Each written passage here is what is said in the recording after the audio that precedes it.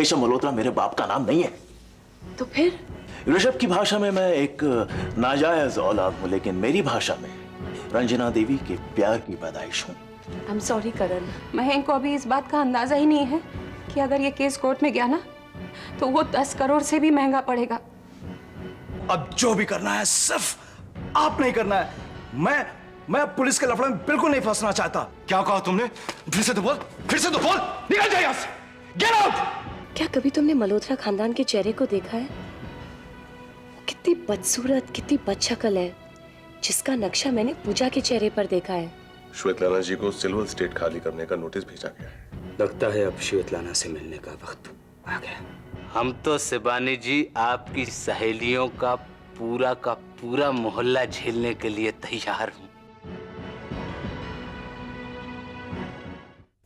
पिछले दिनों से जाने क्यों मेरे दिमाग में एक सवाल बार बार उठ रहा है।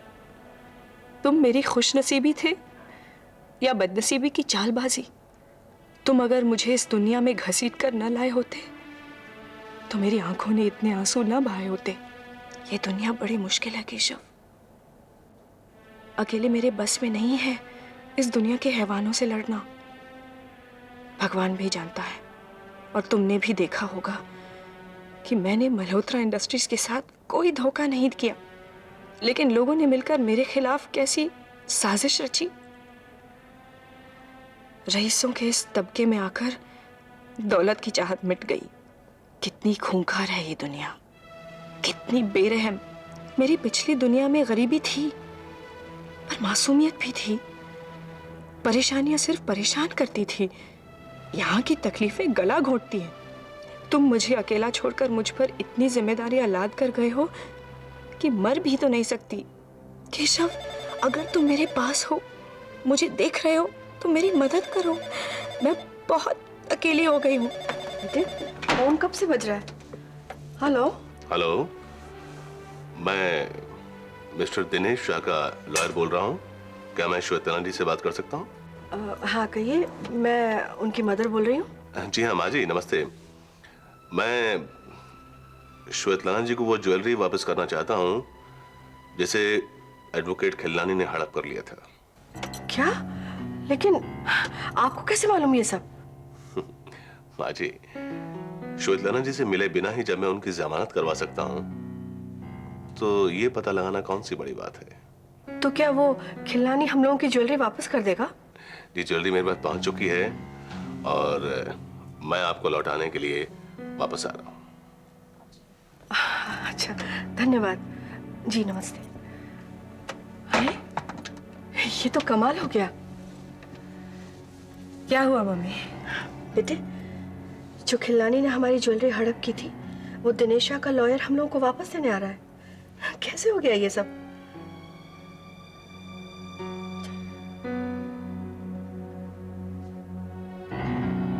मैं जानती हूँ तुम मेरे आसपास हो, तो मुझे देख रहे हो, मुझे सुन रहे हो। मैं अकेली कहाँ हूँ केशव? नैन लड़ जाई हाँ,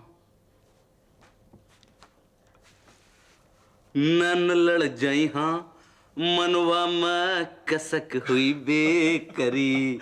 अरे त्यागी, ये क्या कर रहा है तू भाई? सब भैया, अरे पिछले 1 घंटे से तेरा नंबर ट्राई कर रहा हूं, लेकिन तू कर क्या रहा है? ई ससुरा को हम जरा साइनिंग करने का कोशिश कर रहा था। त्यागी, अगर अंग्रेजी बोलने का इतना ही शौक है ना तो जरा सही अंग्रेजी बोल। शाइनिंग कर रहा था, नहीं शाइन कर रहा था। और पिछले 1 घंटे से शाइन कर रहा था। भैया, पिछला 1 घंटा से पता नहीं ई पर का हो रहा है। आजकल ई पर ऐसा बातें होने लगा है कि ई हमारी जिंदगी का बड़ा इंपॉर्टेंट वाला चीज हो गया। अबे मेरे भाई, इंपॉर्टेंट वाला नहीं, इंपॉर्टेंस वाली चीज हो गई है। बोल। अरे भैया, हमका बस ऐसा ही सागर्द बना लो, हाँ। हमारा नैया पार हो जाएगा। अरे वो तो ठीक है, लेकिन तुझे हो क्या गया भाई? और आजकल गले भी जरा कस के मिल रहा है। क्या बात है? बैठ। भैया, हमारा ये जो जिगरवा है ना, हाँ, ये आजकल जरा फास्ट धड़कने लगा है। अच्छा भैया, तो ये बात है। एक बात बता, ये जो तेरा जिगरवा है वो फास्ट क्यों धड़क रहा है? कहीं उस शिवानी की वजह से तो नहीं? तनक आहिस्ता से। क्यों भाई? इनाम जरा होले होले अपनी जबान पे लाया कर। कैसे जब इनाम एकदम से कान में पड़ता है ना तो जगरवा को बड़ा झटका लगता है। तो भैया, हाँ। एम्बुलेंस का नंबर आजकल अपने पॉकेट में रख के घुमा करो। क्यों? कैसे कि मोहब्बत में हमका एक ना एक दिल का दौरा तो पड़ा ही पड़ा समझो। साले। अच्छा ये बता, उस शिवानी से तेरा कांग्रेचुलेशन साले, मोहब्बत काफी जोर शोर से चल रही है। क्यों? अरे ये सब तुमरा। हाँ। अरे भाई तुम ही रहा। हाँ। तुमरा। एक मिनट, ये सब मेरी ब्लेसिंग, वही कहना चाह रहे हो ना तुम? हो। हाँ, समझ गया। भैया, न चूल्हा जला न कढ़ाई रखी और हमारी मोहब्बत का तरकारी पक गया। न हवा दी न फूंक मारी और हमरा आग बढ़ता गया। भैया मोहब्बत काफी रंग लाई है। आज फिर आपके मुंह से शेर टपक रहे हैं, क्या बात है? भैया मोहब्बत ससुरा होता ही बब्बर शेर है। अच्छा। वो बड़े बड़ों का शिकार कर लेता है। अब देखो ना, हम बिना पिए ही हमरे मुंह से शायरी टपका रहा। अबे साले ये बकवास छोड़, पहले ये बता कि शिवानी से तूने अपनी मोहब्बत का इजहार किया या नहीं? करूंगा, कब? पर अपना स्टाइल में। अच्छा अच्छा अच्छा। लेकिन हमका तुम्हारा मदद का जरूरत है। क्या मोहब्बत का इजहार करेगा तू और तुझे उसमें मेरी मदद की जरूरत है? क्यों भाई? वो क्या है भैया, हाँ। कि हम अपनी मोहब्बत का इजहार अंग्रेजी में करना चाहता हूं। तुम हमका अंग्रेजी बोलना सिखा दो।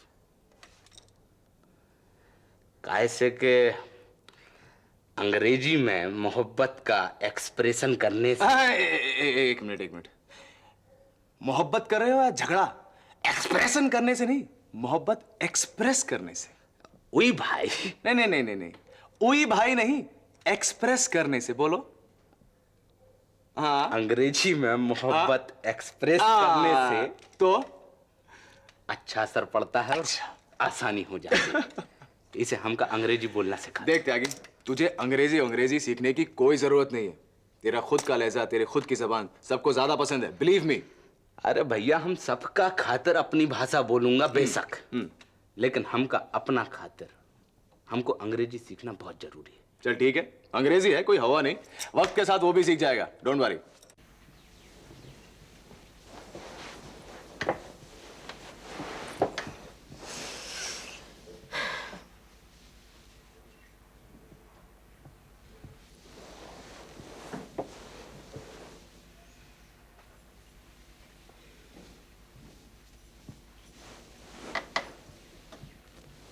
अरे पूजा, तू? माँ जी, हम आपके पाँव दबाने आए थे। वैसे तो हमें ये हर रात का नियम कर लेना चाहिए। नहीं बेटा, कैसी बातें कर रही है? जा सो जा। नहीं माँ जी, आप हमें हमारा फर्ज पूरा करने से मत रोकिए। हमें तो ये पहले से ही कर लेना चाहिए था। ये तो आपका बड़प्पन है कि आपने हमें टोका नहीं। मैं तेरी जिद के आगे कभी जीती हूँ? चलिए, हमारी जिद कहीं तो चलती है। वैसे हमने आपको जगाया तो नहीं? अरे नहीं, दो कवारे बेटों की माँ हूँ, नींद आसानी से आती नहीं है। मैं तो सिर्फ आंख बंद करके करण और रक्षंदी को साथ देख रही थी कि उनकी जोड़ी कैसे होगी। हाँ जी, इसमें संदेह की क्या बात है?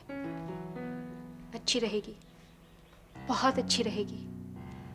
और वैसे भी रक्षांदी जी ने आपका मन पूरी तरह मोह लिया है। हाँ, बिल्कुल उस तरह जिस तरह तूने मोह लिया था। नहीं माँ जी, हम आपका मन थोड़ा कम मोह पाए थे। अरे पागल, तूने ऐसा कैसे सोच लिया? हाँ माँ जी, उलझन सोचना तो हमारी आदत है। और वैसे भी रक्षांदी जी और हमारे बीच जमीन आसमान का फर्क है। तो जाहिर है अब उनसे जैसे मिलती है हमसे नहीं मिल पाती। तुझे क्या फर्क लगा? आपने हमें ड्रिंक्स के लिए कभी नहीं पूछा जिस तरह आपने उन्हें पूछा। हाँ, वो फर्क तो है, लेकिन वो इसलिए क्योंकि रक्षंदे के रहन सहन, तौर तरीके, समाज अलग है। तुम्हारे आदर्श, तुम्हारे संस्कार बिल्कुल अलग है। जैसे तूने कह कह कर मेरी शराब छुटवाई ना, रक्षंदे कभी ऐसा नहीं करते। सही कहा आपने माँ जी। इस घर में हमारे काम अलग है और उनके काम अलग होंगे। कमाल है ना, मेरी दोनों बहुएं एक दूसरे से कितनी अलग है। जी माँ जी, करण जी उनसे ये तो नहीं कह पाएंगे कि वो नौकरों जैसा बर्ताव करती है जैसा ऋषभ जी हमसे कहते हैं। बेटा, वो सिर्फ इसलिए कि तू घरेलू है और रक्षंदे मॉडर्न लड़की है। आपने सही कहा माँ जी, इसीलिए हम इस घर के सारे घरेलू काम संभालने लगे हैं, जैसे आपका पांव दबाना। और जब रक्षांदे जी इस घर में बहू बनकर आए, कहीं वो हमें इस घर की नौकरानी ना समझ बैठे। व्हाट रबिश, कैसी बातें कर रही हो तुम? माँ जी, आपने भी हमें उनसे नहीं मिलवाया, तो वो कैसे जानती हैं कि हम इस घर की बहू कहलाती है? ऋषभ जी और हमारी शादी की बात पिछले 1 साल से चली आ रही है। और अच्छा हुआ आपने ये बात कही नहीं, शायद ये बात जिंदगी भर ही चलती रहे। भैया, लेकिन एक बात हमका समझाओ। हम भी मोहब्बत किया हूं और तुम भी मोहब्बत किए हो, लेकिन हमरे चेहरा पे जो चमक है वो तुम्हारे चेहरा पे काय नहीं। क्यों जले पे नमक छिड़क रहा है यार? तेरे और शिवानी के मोहब्बत के रास्ते में कोई रुकावट नहीं है। लेकिन साहब, जहां तक मेरा सवाल है, मेरे और अक्षंदा के रास्ते में एक बहुत बड़ी अड़चन है यार। अड़चन? कैसा अड़चन? वही मेरा सौतेला भाई करण। इस ससुरा करण का लीला हम बहुत देख चुका हूं। तुमरे और हमरी भौजाई के रिश्ते के बीच में अगर कोई अड़चन आया ना, तो हम वो अड़चन पर पूरा का पूरा बुलडोजर फेर दूंगा। तुम हमका एक बार हुक्म दो, देखो ये ससुरा करण का नौटंकी पर हम हमेशा के लिए पर्दा गिरा दूंगा। नहीं त्यागी, नहीं, तुम वैसा कुछ नहीं करोगे। ओके भैया, मोहब्बत करने के बाद हमका मोहब्बत के बारे में जो बात कहा गया है ना, वो सत्य लगता है कि मोहब्बत और जंग में सब जायज है। तुम हुक्म दो। त्यागी, नहीं, करण के साथ मेरा रिश्ता नाजायज जरूर है, लेकिन उसके साथ निपटूंगा मैं बड़े जायज तरीके से, और वो भी बिल्कुल अकेले। समझ गया? चलता हूं यार, टेक केयर।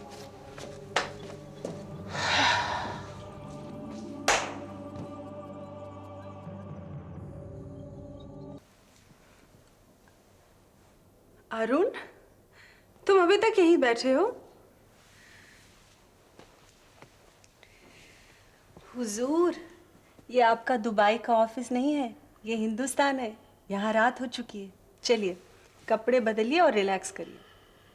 अगर कपड़े बदल कर रिलैक्स हो पाता तो रिलैक्स होना कितना आसान हो जाता। भला ऐसी किस टेंशन की मजाल है जो हमारे हुजूर को तंग करे? रेनू, दुबई में मैं जो अपनी कामयाबी के झंडे तुम्हारे सामने गाड़े थे, वो एक कहानी थी, हकीकत नहीं। तुम किस कामयाबी की बात कर रहे हो? यही कि दुबई में मैंने काफी पैसे कमाए, काफी बचत की, लेकिन कुछ नहीं किया मैंने। तो क्या किया तुमने? दुबई में अपने आप को जिंदा रखने के लिए मैंने उल्टे सीधे धंधे किए, लेकिन बाद में मेरे हालात बहुत बुरे हो गए थे। बोलो। रेनू, जब सूरज ने हम दोनों को जुदा किया और दुबई में मुझे नौकरी देने का वादा किया, तब मुझे यकीन हो गया था वो मुझसे छुटकारा पाना चाहता है। आगे बोलो, मैं सुन रही हूँ। लेकिन वो उसकी एक चाल थी। लेकिन मेरे हैसियत में कोई तब्दीली नहीं आई, बस उम्र में 1 साल जरूर कम हो गया। अरुण, तुम क्या सोचते हो? ये जानकर कि तुम कंगाल हो, तुम्हारे पास पैसा नहीं है, नौकरी नहीं है, मैं तुम्हें ठुकरा दूंगी? बहुत गलत सोचते हो। जब तुम पहली बार मेरी जिंदगी में आए थे तो क्या था तुम्हारे पास? ना शोहरत, ना कोई शख्सियत, फिर भी मैंने तुम्हें प्यार किया। जानते हो क्यों? क्योंकि तुमने मेरी जिंदगी की वो कमी पूरी की, तुमने मुझे वो दिया जो मुझे किसी ने नहीं दिया। तुमने मुझे प्यार दिया। सच पूछो तो तुम मेरी जिंदगी का पहला प्यार हो। You are my first love. ना तो सूरज मुझे कभी प्यार कर सका, ना मैं कभी उसे प्यार कर सकी। I'm sorry रेनू, मैंने तुमसे झूठ कहा, तुम्हारे प्यार को समझ नहीं सका। लेकिन क्या करूं, फकीरी में तो दिमाग ऐसे ही उल्टा घूमने लगता है, और पल्ले पैसा ना हो तो समझ नहीं आता किस तरफ से कदम बढ़ाकर अपने शख्सियत को तराशे। अब तुम्हारे लिए, तुम्हारे प्यार की खातिर मैं कुछ बनना चाहता हूँ, कुछ बनकर दिखाना चाहता हूँ। देखो अरुण, जहाँ तक पैसे का सवाल है, तुम जब चाहो जितना चाहो मुझसे ले सकते हो। मैं तुम्हें कभी ना नहीं कहूंगी। पूजा बेटा, तू ये उल्टा सीधा क्यों सोचती रहती है? मैंने इस घर के तुझे सारे अधिकार दिए, सारे हक दिए हैं। कभी किसी बात में कोई कमी आई है? माँ जी, मेहमान से आप चाहे कितनी बार कहे कि इस घर को अपना मान लो, क्या मेहमान उस घर को अपना मान सकता है? मेहमान नहीं, तू इस घर की बहू है और अच्छी तरह जानती है कि मैंने दिल से तुझे अपनी बहू माना है। माँ जी, आपके प्यार ने इस रिश्ते को ये नाम दिया है, पर रिश्ता अब भी बनना बाकी है। पहले तो हमें आशा की किरणें दिखती थी, पर अब वो भी नहीं दिखाई देती।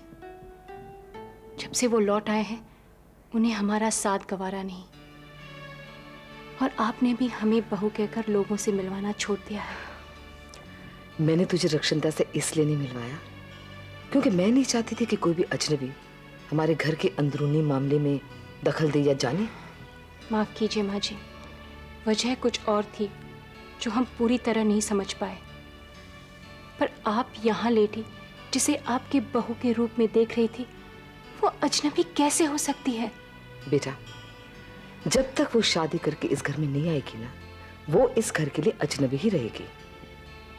माँ जी, हमारी भी तो शादी नहीं हुई है, तो आप हमें बहू कैसे कहती हैं?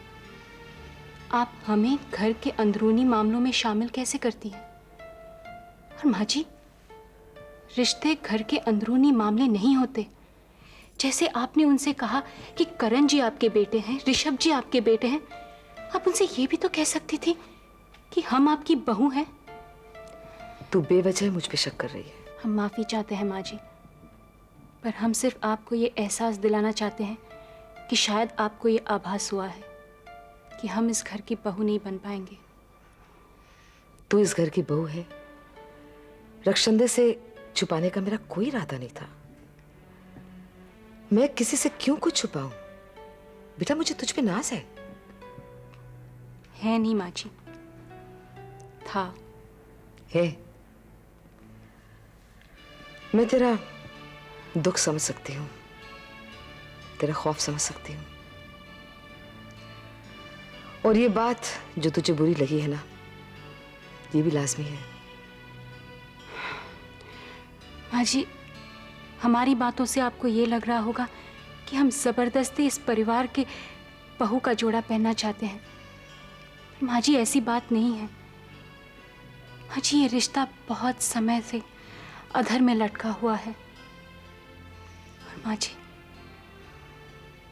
हम थक चुके हैं, थक कर टूट रहे हैं। बस थोड़ा सा सब्र और। मैं कबूल करती हूँ कि तेरे साथ ज्यादती हुई है, लेकिन ये बहुत देर तक नहीं चलेगा। जो मैंने तेरे से वादा किया है ना, वो मैं पूरा करके ही रहूंगी। शान की खातिर जान की बाजी, मान की खातिर ईमान की बाजी।